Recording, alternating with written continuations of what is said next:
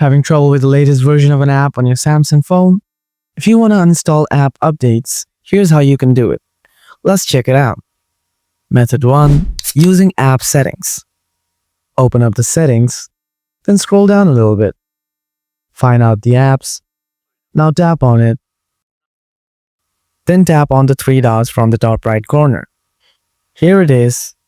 Tap on Uninstall Updates. Next, tap on OK. Method 2. Using home screen app. Go back to the home screen. Find out the app you want to uninstall updates.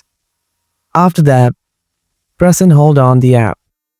Next, tap on the eye icon. Now tap on the three dots from the top right corner. Here it is. Tap on Uninstall Updates. Next, tap OK. Alright everyone, I hope this video helped you out.